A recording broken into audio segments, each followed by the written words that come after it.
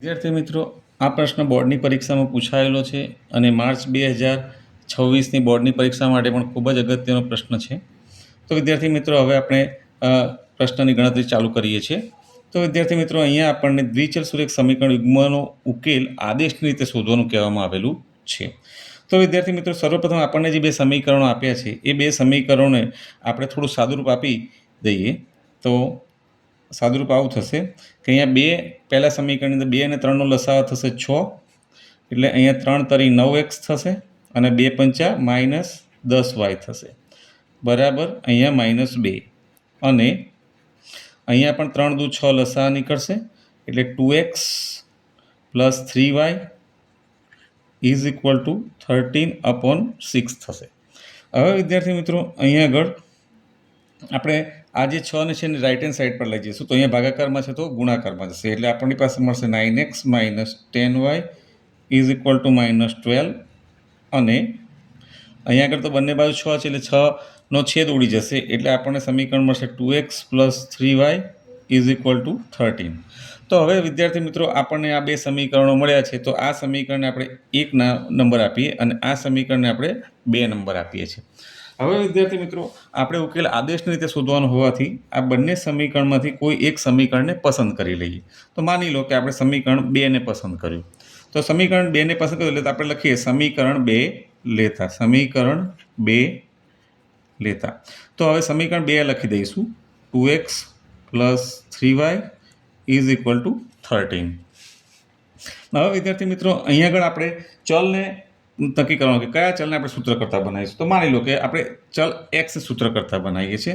તો અહીંયા આગળ 2x બરાબર 3y ને રાઇટ હેન્ડ સાઈડ પર લઈ જઈશું, તો 13 - 3y થશે.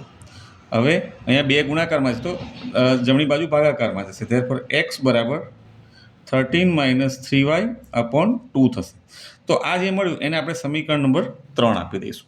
હવે વિદ્યાર્થી મિત્રો, આ જે સમીકરણ 3માં આપણને જે x ની વેલ્યુ મળી છે એ વેલ્યુને આપણે જે નથી પસંદ કર્યું, એટલે કે સમીકરણ 1ની અંદર મૂકીશું. તો આપણે લખીશું સમીકરણ 3માંથી x ની કિંમત સમીકરણ 1માં મૂકતા.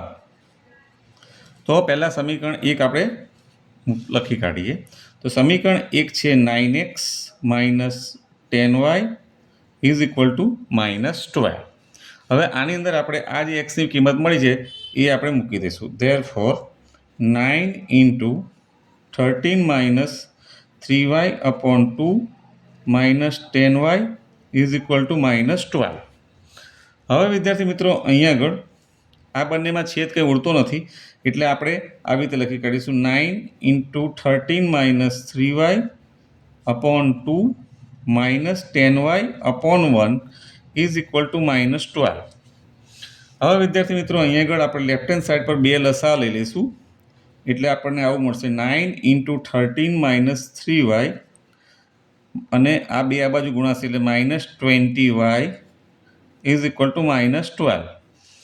હવે વિદ્યાર્થી મિત્રો, અહીંયા આગળ 9 અને 13નો ગુણાકાર, તો 13 દાણ 130, એટલે 13 × 9 = 117 થશે, માઇનસ 9 તરી 27y થશે, -20y. અને આ બે આ બાજુ રાઇટ હેન્ડ સાઈડ પર આવશે, એટલે 12 સાથે ગુણાકારમાં જશે, -12 × 2 એટલે -24 થશે. ધેરફોર વિદ્યાર્થી મિત્રો, હવે અહીંયા આગળ 117, હવે -27 અને -20, એટલે 20 ને 20 40 7 47, એટલે -47y થશે ઇઝ ઇક્વલ ટુ -24.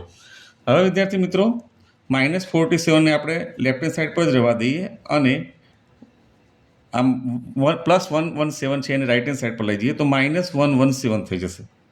ત્યારપર વિદ્યાર્થી મિત્રો, -47y ઇઝ ઇક્વલ ટુ, હવે 7 ને 4 11 1 વધી પડી 1, 2 ને 3 ને 1 4 અને 1, એટલે 141 આવશે, બરાબર છે. ત્યારપર બંને બાજુ માઇનસ છે, એટલે બંને બાજુ આપણે પ્લસ કરી શકાય. તો 47y ઇઝ ઇક્વલ ટુ 141. અને ત્યારફોર વિદ્યાર્થી મિત્રો, y બરાબર 141/47 થશે. તો આ રીતે કરીશું આપણે. તો જો 7 તો 7 તરી 21, એટલે 47 તરી છેદ ઉડશે, 47 તરી 41 થશે, બરાબર છે.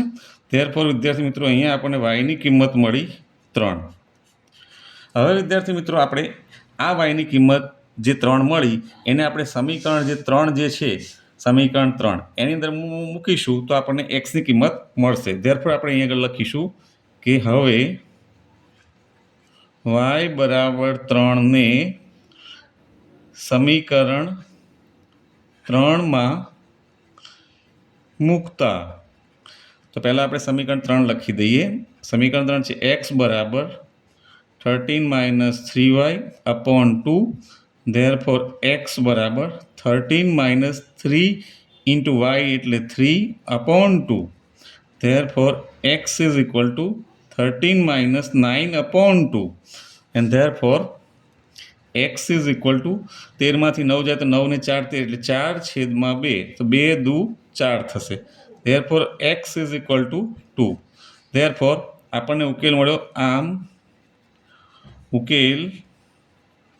આપણો ઉકેલ એક્સ વાય બરાબર શું થશે?